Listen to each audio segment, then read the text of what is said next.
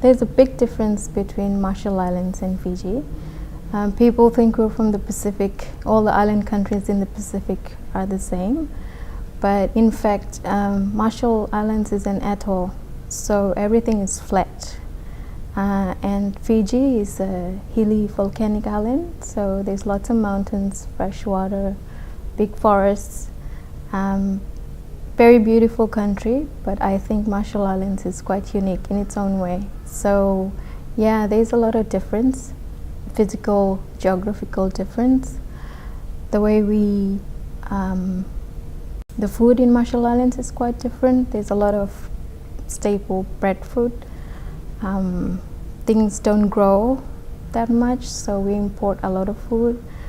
But fish is very tasty in Marshalls than in Fiji.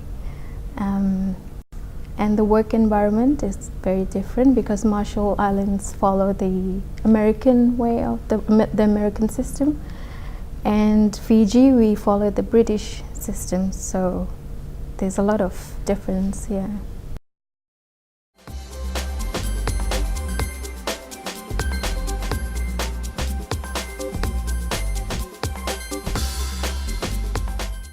PNA established its office in 2010, and Marshall Islands is a host to that office.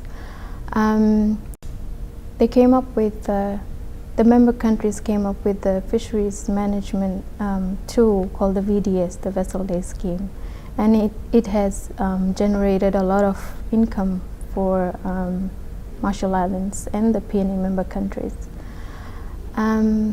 With the revenue that has been generated, it actually quadrupled in the last 4 to 5 years, so there's a lot of fisheries income.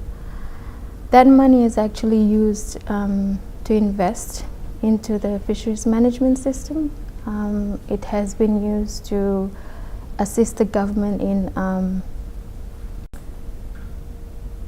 buying things like air marshal for domestic airline,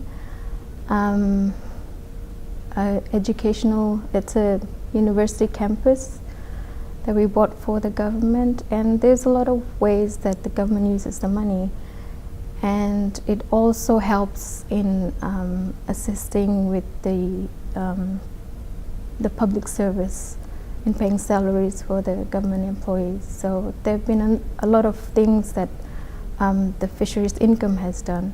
And also it has contributed to outer island community development, because there are 24 atoll communities in Marshall Islands, and not all of them are accessible by air or boat. So we have used that money to sort of implement conservation measures for those communities, so they have a sustainable livelihood. We do have a lot of problems, not as serious as we thought it would be, but there are issues with being more transparent with the income that we use. We have the climate change issue, and we have the post 2023 compact issue, when the funds from the US will cease. So these are more national political issues, but other than that, we don't have any serious issues per se.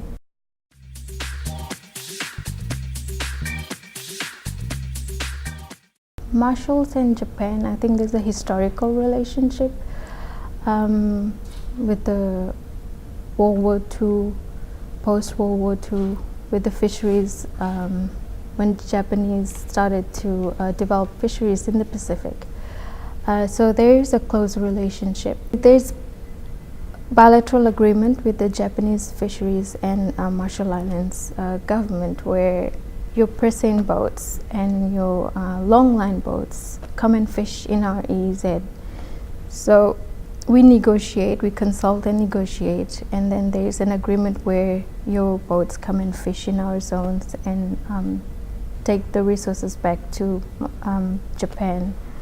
And most of the big eye that comes from our EEZ comes directly to Japan. In fact, Japan is our largest export for fresh frozen big eye tuna, which is good for sushi and sashimi. Yeah. With Fiji and Japan, there's also a historical relationship. There was one time when there were direct flights to Fiji, and so there was a lot of tourists from Japan going to Fiji.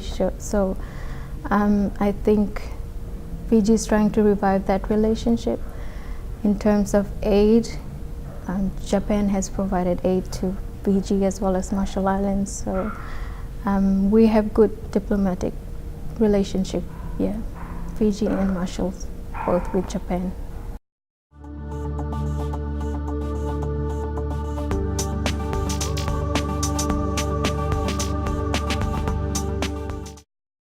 I think SPF's role is important in the changing diplomacy that's taking place through fisheries.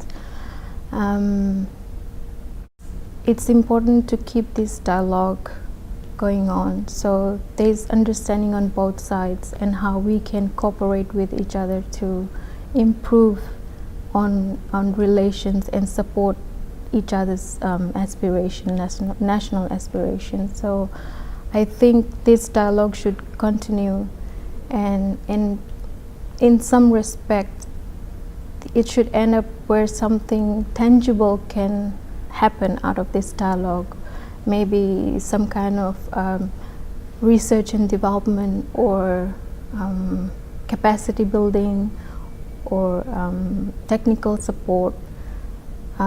So I think what SPF started is really important and is very timely for both Japan and Pacific Island countries.